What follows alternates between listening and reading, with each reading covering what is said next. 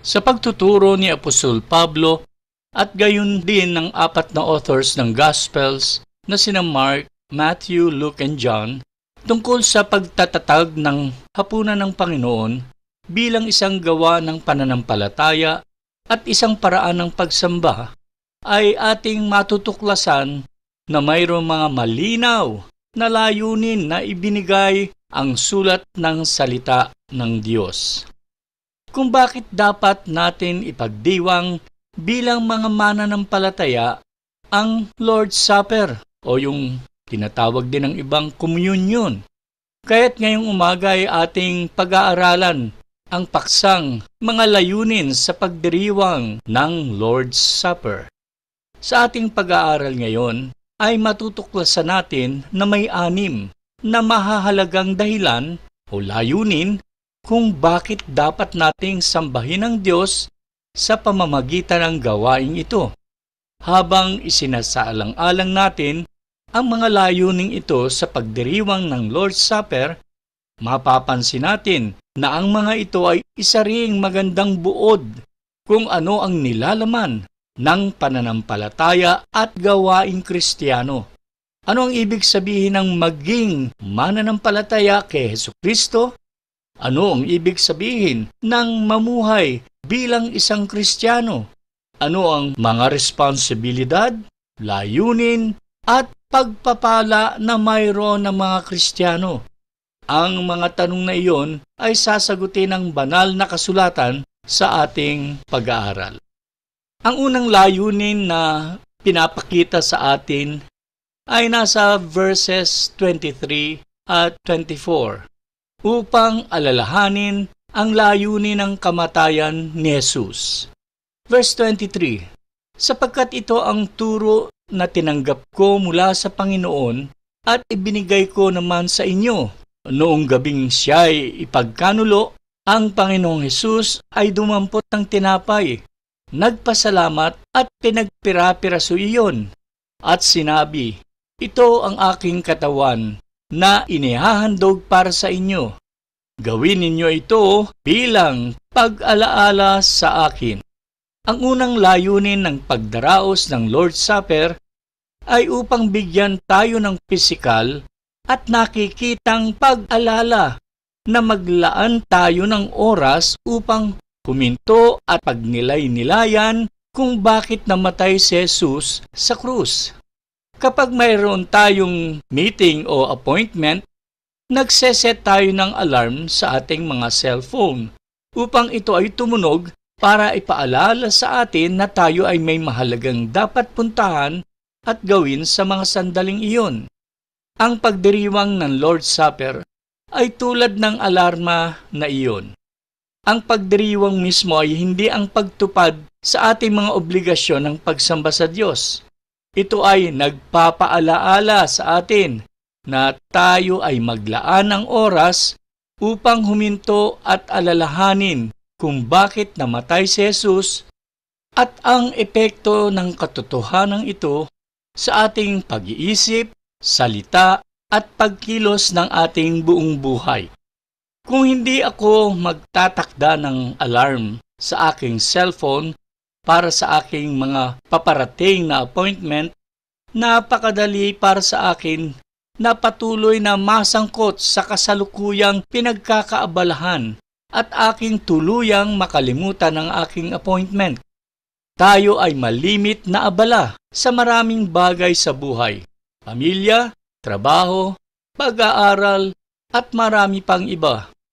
Kaya't ating nakakalimutan na ang buhay ay walang kahulugan o kahalagahan maliban sa pagkakilala sa Diyos at sa pagkaunawa ng Kanyang pag-ibig na ipinakita sa atin sa pamamagitan ng kamatayan ng Kanyang anak doon sa krus.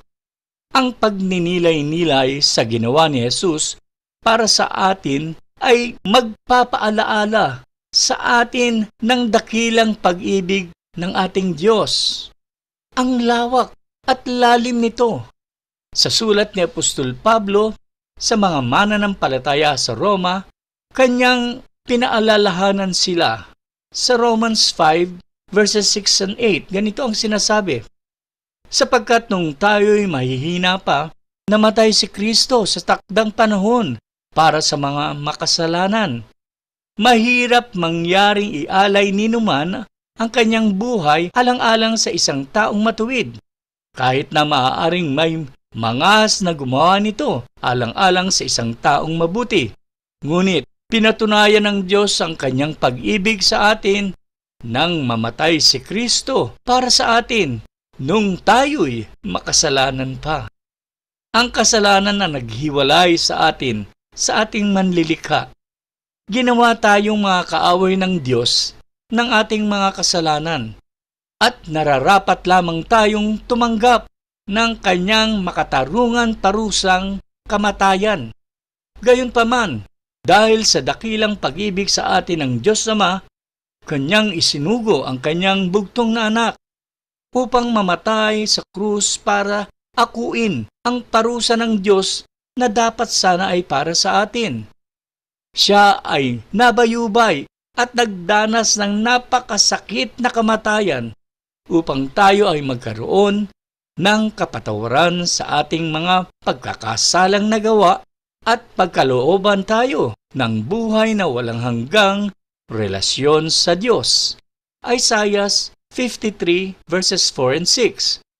Tunay ngang inalis niya ang ating mga kahinaan. Pinagaling niya ang ating mga karamdaman. Subalit, inakala nating iyo'y parusa ng Diyos sa Kanya. Ngunit dahil sa ating mga kasalanan, kaya siya nasugatan. Siya ay binugbog dahil sa ating kasamaan. Tayo ay gumaling dahil sa pahirap na dinanas niya at sa mga hampas na kanyang tinanggap. Tayong lahat ay tulad ng mga tupang naliligaw. Nagkanya-kanya tayo ng lakad, ngunit pinataw ni Yahweh sa kanya ang parusang tayo ang dapat tumanggap. Ang ginawa ni Jesus para sa atin noong siya ay mamatay sa krus ay siyang dapat na maging dahilan upang gumawa tayo ng pagwawasto ng direksyon ng ating mga buhay at ituon ang ating atensyon at buong lakas sa mga bagay ng Diyos at mga bagay na makapagbibigay kaluguran sa Kanya. Colossians 1:10. Sa gayon, makakapamuhay na tayo nga ng karapat-dapat at kalugod-lugod sa Panginoon, sasagana sa lahat ng uri ng mabubuting gawa at lalawak ang iyong pagkakilala sa Diyos. Ang pag-alala din sa ginawa ni Jesus sa atin ay nakatutulong din upang ituon natin ang kaisipan at pananaw hindi sa mga bagay dito sa sanlibutan na pawang lilipas at maglalaho, kundi ipaling ang ating pananaw at pagnanais sa mga bagay na mananatili sa magpawalang hanggang. Matthew chapter 6 verses 19 and 20. Huwag kayong mag-impok ng mga kayamanan dito sa lupa. Dito'y may naninirang insekto at kalawang, at may nakapapasok na magnanakaw. Sa halip, mag-impok kayo ng kayamanan sa langit. Dooy walang naninirang insekto at kalawang, at walang nakakapasok na magnanakaw. Ang paghahayag ng pag-ibig ni Jesus para sa atin na ipinakita niya sa krus ay kinakailangan na nananaig sa ating puso ng paulit-ulit upang sa ganoon ay lumago ang ating pagmamahal sa Kanya na makapagdadala sa atin na mabuhay para sa Kanyang kaluwalhatian. Ang ikalawang mahalagang layunin ng Lord's Supper upang ipakita ang ating pagkakaisa kay Kristo. 1 Corinthians chapter 10 verses 16 and 17. Hindi ba't ang pag-inom natin sa kopa ng pagpapala na ating ipinagpapasalamat ay pakikibahagi sa dugo ni Kristo? At ang pagkain natin ng tinapay na ating pinipira-piraso ay pakikibahagi naman sa kanyang katawan? Kaya nga, dahil iisa lamang ang tinapay, tayo'y iisang katawan kahit na tayo'y marami, sapagkat nagsasalo-salo tayo sa iisang tinapay. Atin ding pinagdiriwang ang Lord's Supper pagkat ito ay nagpapatotoo na ang lahat ng mananampalataya ay naging bahagi ng mystical body ni Jesus. Tayo ay ginawang isa kay Kristo at isa sa isa't isa bilang kapwa membro ng katawan ni Kristo. Kinikilala natin ang ating responsibilidad na pangalagaan at palakasin ang loob ng bawat isa at tulungan ang isa't isa sa ating paglalakad kasama ng Panginoon. Ito ay kapaki-pakinabang para sa bawat membro o bahagi ng katawan ni Jesus upang maging malusog at malakas ang buong katawan.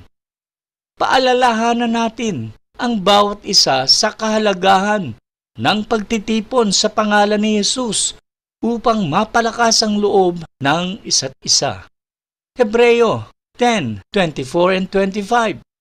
Sikapin din natin gisingin ang damdamin ng bawat isa sa pagmamahal, sa kapwa at sa paggawa ng mabuti. Huwag nating kakaligtaan ang pagdalo sa ating mga pagtitipon, gaya ng nakasanayan ng iba. Sa halip, palakasin natin ang loob ng isa't isa. Lalo na ngayong nakikita nating malapit na ang araw ng Panginoon. At ito naman ang ating mababasa sa sulat din ni Apostol Pablo sa mga taga-Efeso, chapter 4, verses 15 and 16. Sa halip, sa pamamagitan ng pagsasalita ng katotohanan sa diwa ng pag-ibig, tayo'y dapat maging lubos na katulad ni Kristo, na siyang ulo nating lahat. Sa pamamagitan niya, ang buong katawan ay pinag-uugnay-ugnay ng mga kasukasuhan na mula rin sa Kanya. At kung maayos na gumaganap ang tungkulin ng bawat bahagi, lumalaki ang katawan at pinatatatag nito ang sarili sa pamamagitan ng pag-ibig. Ang tuwinang pagdaraos ng Lord's Supper ay dapat na magsilbing alaala sa atin na hindi tayo dapat mamuhay sa ating sarili o para sa ating sarili lamang, pagkat tayo ay ginawang bahagi ng isang bagay na mas malaki kaysa sa ating sarili. Kailangan nating mahalin at pagmalasakitan ng isa't isa, pagkat ito ay pagpapakita ng ating mataas na paggalang at pagsunod sa ulo ng katawan. Walang iba kundi ang ating Panginoong Hesus. Pinaalalahanan din tayo na tayo ay may tungkulin sa isa't isa. Ako, alam ko ang tungkulin ko sa inyo, na kayo ay turuan ng mga salita ng Diyos upang kayo ay umunlad sa pananampalataya at pagkakilala sa ating Panginoong Hesus.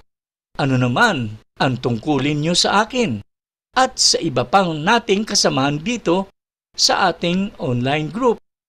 Magandang pag-isipan natin ang bagay na ito. Ang ikatlong mahalagang layunin ng Lord's Supper upang alalahanin ang tipan ng biyaya na ating tinamasa dahil sa ibinuhos na dugo ng Panginoon. Inumin mo ito bilang pag-alaala sa akin, ang wika ni Jesus. Ang tipan ng kautusan basically refers to the 10 Commandments given by God to the Israelites at Mount Sinai. Ay nagdulot lamang ng sumpa at kamatayan. According to Galatians 3:10, ang sabi dito, ang lahat na nagtitiwala sa pagsunod sa kautusan ay nasa ilalim ng isang sumpa, sapagkat nasusulat, sumpain ang hindi sumusunod sa lahat ng nakasulat sa aklat ng kautusan. Isang katotohanan na tayong lahat ay nasa ilalim ng sumpa, because we all failed to obey the law of God. Samantala sa Romans 7:9-10, ganito naman ang ating mababasa. Noong una, namuhay ako nang walang kautusan. Subalit, nang dumating ang utos, nabuhay ang kasalanan at ako'y namatay. Ang utos na dapat sanang magdulot sa akin ng buhay ay siyang nagdulot sa akin ng kamatayan. Wika ni Pablo. Samantala naman, mga kapatid, ang bagong tipan ng biyaya or commonly called the Gospel of Grace, ang bagong tipan na ito ay tinatakan at itinatag sa pamamagitan ng nabuhos na dugo ni Jesucristo, na siya namang nakapagdulot ng buhay at pagpapala. Kaya't napakahalaga na ating gugulin ang natitirang bahagi ng ating mga buhay dito sa lupa sa paghahangad na malaman at maranasan ang lahat ng katotohanan na kapaloob sa pagkamatay at pagkabuhay namang muli ni Jesus mula sa mga patay. Ephesians 1, verses 15 to 23. Kaya nga, mula nang mabalitaan ko ang tungkol sa inyong pananalig sa Panginoong Hesus at ang inyong pag-ibig sa lahat ng kanyang mga banal, walang tigil ang pasasalamat ko sa Diyos para sa inyo. Hindi ko nakakalimutang ipanalangin kayo. Idinadalangin ko sa Diyos na ating Panginoong Hesukristo, ang maluwalhating Ama, na pagkalooban niya kayo ng espiritu ng karunungan at pagpapahayag tungkol sa Diyos upang lubos niyo siyang makilala. Naway liwanagan ng Diyos ang inyong mga puso upang malaman ninyo ang pag-asa na para doon sa tinawag niya kayo, kung gaano kasagana ang pagpapalang inilaan niya para sa kanyang mga banal, at kung ano ang di masukat niyang kapangyarihan na kumikilos sa atin na mga nananalig sa Kanya. Ang dakilang kapangyarihan ding iyon ang muling bumuhay kay Kristo at nag-upo sa Kanya sa kanan ng Diyos sa kalangitan. Mula roon ay namumuno si Kristo sa lahat ng paghahari, kapamahalaan, kapangyarihan, at pamunuan sa kalangitan. Higit na dakila ang Kanyang pangalan kaysa lahat, hindi lamang sa panahong ito, kundi maging sa darating. Ipinailalim ng Diyos sa paan ni Kristo ang lahat ng bagay at ginawa siyang ulo ng lahat ng bagay para sa iglesia na siyang katawan ni Kristo. Ang kapuspusan niya na pumupuno sa lahat ng bagay. Kaya nga't napakahalaga na tayo ay maglaan ng panahon upang saliksikin ang Bible para ating malaman at atin mapanghawakan ang maraming pagpapalang natanggap natin dahil sa ginawa ni Jesus para sa atin doon sa krus. Tulad ng kapatawaran ng ating lahat ng kasalanan at pagkaloob ng buhay na walang hanggan. 1 John 5:11. Tahanan sa langit. John chapter 14 verse 2. Sagot sa ating mga panalangin. John chapter 15 verse 7. Patuloy na patnubay. Psalms 32:8. Proteksyon. 2 Thessalonians 3:3. Walang kaparis na kagalakan. Romans 15:13. Kapayapaan na di kayang maarok ng pag-unawa. Philippians 4:7. Pag-asa ng muling pagkabuhay. Romans 6:5. Niluwalhating katawan at uupo kasama ni Kristo sa walang hanggan. 1 Corinthians chapter 15 verses 42 and 44. At mga pagpapalang napakarami pa.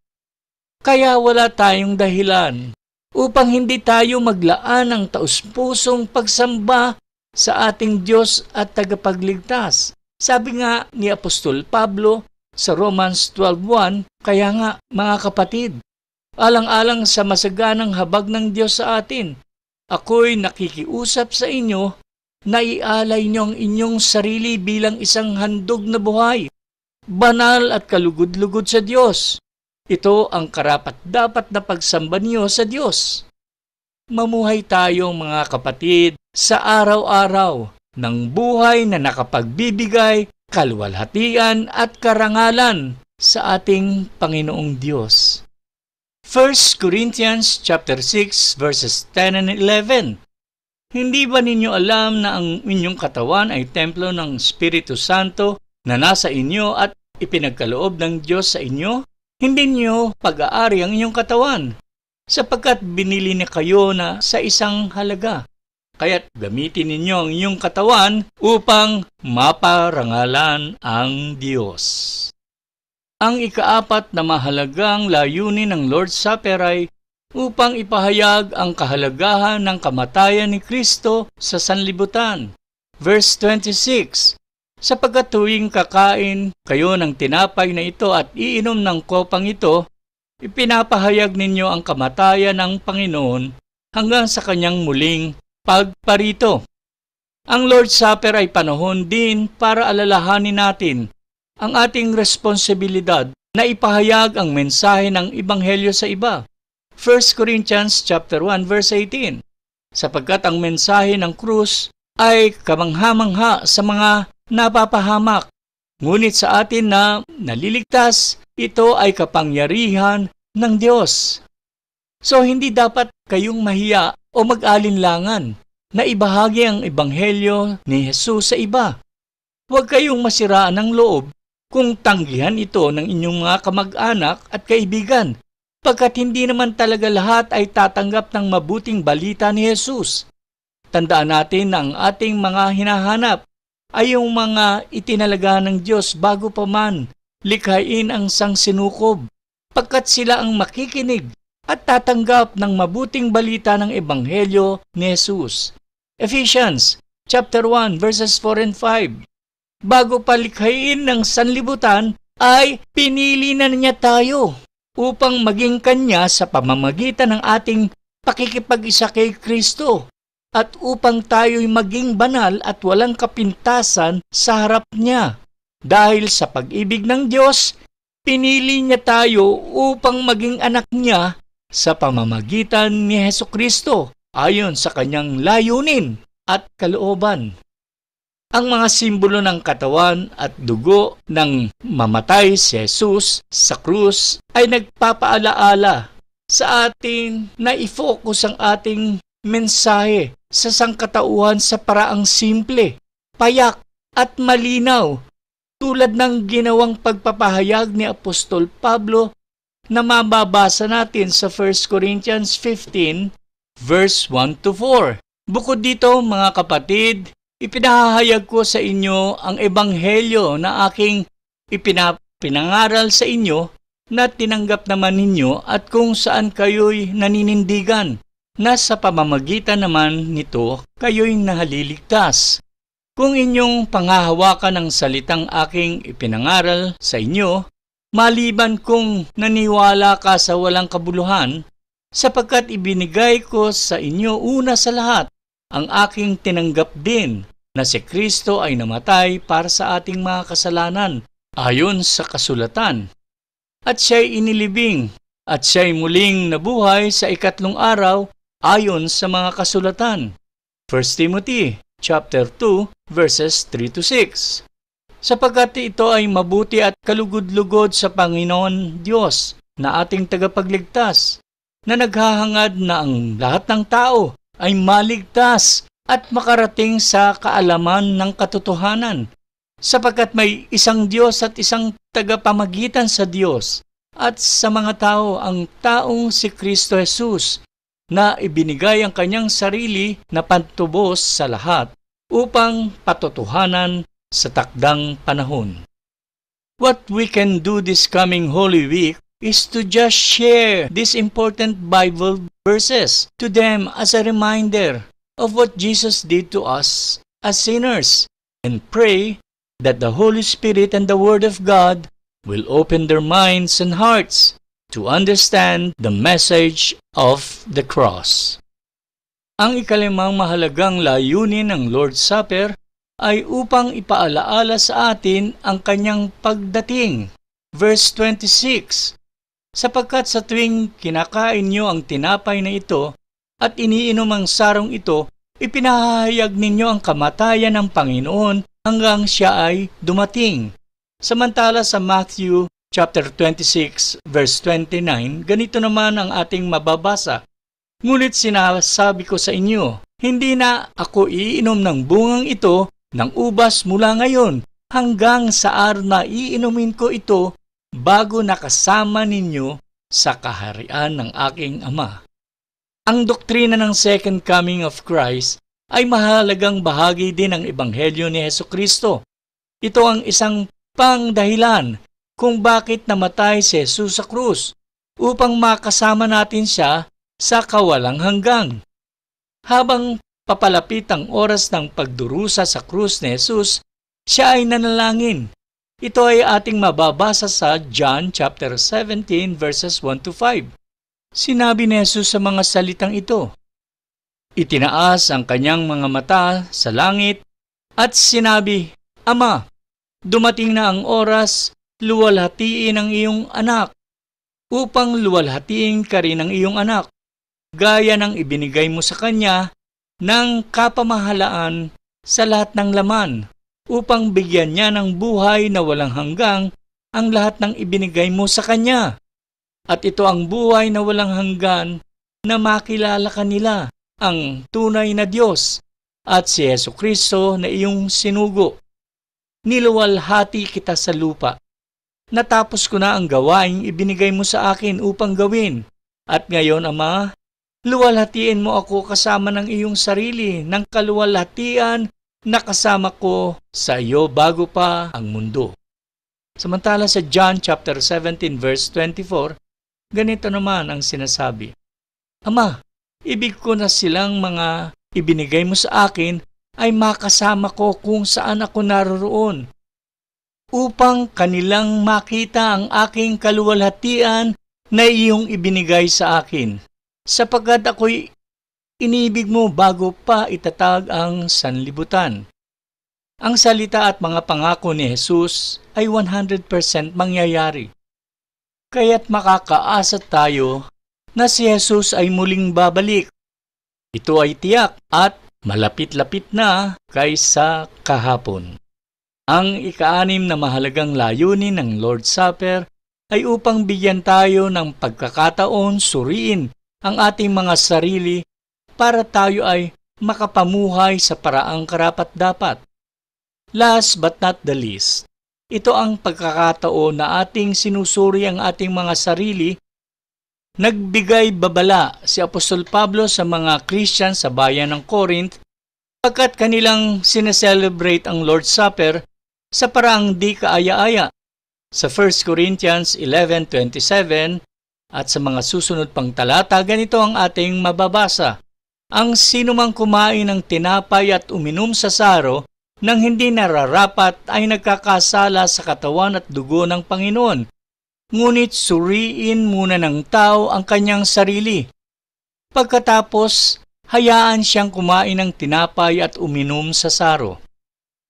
Ito ay sapagkat siya na kumakain at umiinom nang hindi karapat-dapat ay kumakain at umiinom ng kahatulan sa kanyang sarili. Hindi niya kinikilala ng tama ang katawan ng Panginoon. Dahil dito, marami sa inyo ang mahihina at may karamdaman at marami ang natulog na. Ito ay sapagkat hindi tayo hahatulan kung hahatulan natin ang ating mga sarili. Kung tayo ay hinahatulan, tayo ay tinuturuan upang hindi tayo mahatulang kasama ng sanlibutan. Suriin ang sarili ng maigi ang puso. Kung may kasalanan, di pa nahihingi ng kapatawaran sa Diyos. Kung mayroon kayong maalala, ihingi ng kapatawaran sa Diyos bago tumanggap ng mga simbolo o ng elements. Pero ang tanong, tuwing gaganapin lang ba ang Lord's Supper, doon lang tayo magsisiyasat ng ating mga puso? Sa Ephesians 4:26, ganito ang ating mababasa. Kung magalit man kayo, iwasan ninyo ang kayo'y magkasala. Huwag ninyong hayaang lumubog ang araw na galit pa rin kayo. Huwag ninyong bigyan ng pagkakataon ang dyablo.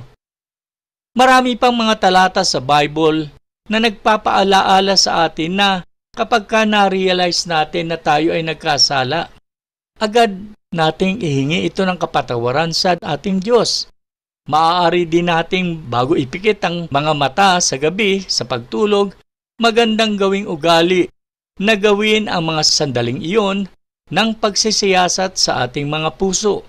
Upang sa ganoon, kung inyong maalala na kayo ay may mali palang nagawa sa buong araw, then confess it before the Lord and ask for His forgiveness.